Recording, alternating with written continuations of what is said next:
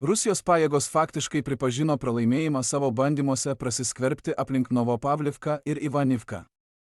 Po mėnesių, kai mažos grupės buvo siunčiamos per Ukrainos gynybos linijos spragas, rusai nustojo bandyti paversti šiuos įsiveržimus didesniu puolimu ir pradėjo traukti savo pagrindinės pajėgas toliau atgal už upės.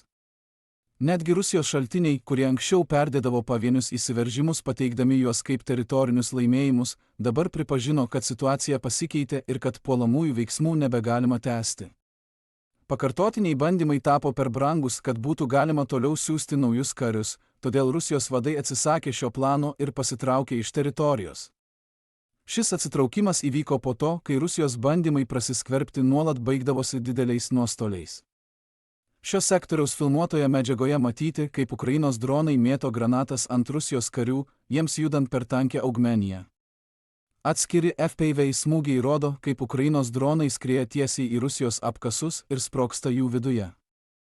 Netoli Horikovės kita Rusijos grupė, judanti per Augmeniją, buvo aptikta ir sunaikinta Ukrainos artilerijos bei smogiamųjų dronų, nespėjusi įsitvirtinti naujose pozicijose. Ukrainos FPV operatoriai taip pat sunaikino kelias Rusijos BM-21 Grad salvinės raketų sistemas, kurios rėmė Rusijos operacijas Novopavlivkos sektoriuje. Šie nuolatiniai nuostoliai parodė, kodėl infiltravimosi pastangos tapo neįmanomos, nes Rusijos kariai buvo sunaikinami dar prieš jiems spėjant įsitvirtinti. Rusijos pajėgoms traukiantis iš Novopavlivkos rajono kariai, vis dar susiję su pagrindinė linija, galėjo atsitraukti, o giliai Ukrainos teritorijoje esantys diversantai buvo palikti likimo valiai.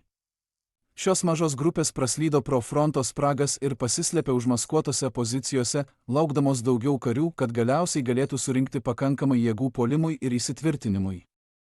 Andriivka Klevcovėje Rusijos likučiai liko toli už pilkosios zonos ribų, kai Rusija prarado galimybę siųsti papildomus diversantus į gyvenvietę, palikdama juos izoliuotus Ukrainos kontroliuojamoje teritorijoje. Nutraukus platesnio masto operaciją, šie vyrai prarado lauktą pastiprinimą, o net dronų tiekiamas maistas ir būtiniausios atsargos nustojo pasiekti juos. Jie nebegalėjo sukaupti pakankamai kovinės galios puolimui ar ilgam išsilaikymui, nes Rusijos vadai faktiškai nurašė juos ir paliko ten mirti arba pasiduoti. Šioms paliktoms grupėms įstrigus už Ukrainos linijos, Ukrainos pajėgos pradėjo sistemingai valyti pozicijas, kuriuose jos vis dar slėpėsi.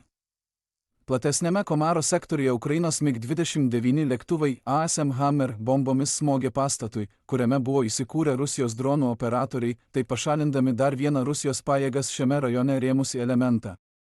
Ukrainos dronų padaliniai tada tiesiogiai veikė prieš izoliuotas pozicijas, mėtydami granatas į namus, rūsius, apkasus ir Augmeniją, o FPV dronai buvo skraidinami į užmaskuotas Rusijos pozicijas. Andriivka Klevcovėje specialiųjų operacijų pajėgos dronais ir bombonešiais dronais atakavo name besislapstančius rusus, kol išgyvenę kariai išėjo ir pasidavė kaip grupė. Ukrainos pajėgos toliau po vieną valė šias izoliuotas pozicijas, kol Rusijos palikti vyrai buvo arba nužudyti savo slėptuvėse, arba priversti išeiti ir pasiduoti. Apskritai, nuolatinis palikimas likimo valiai privers Rusijos vadus atsižvelgti į riziką, kad kiekvienas gilus infiltravimasis gali sukurti dar vieną izoliuotą grupę, kurią vėliau teks gelbėti arba nurašyti.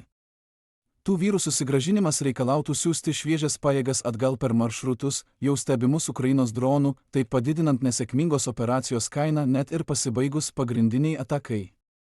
Kad to išvengtų, Rusijos vadai gali laikyti būsimas infiltravimo grupės arčiau savo linijų arba anksčiau skirti daugiau darbo jėgos, taip sumažindami lankstumą, dėl kurio ši taktika iš pradžių ir buvo naudinga.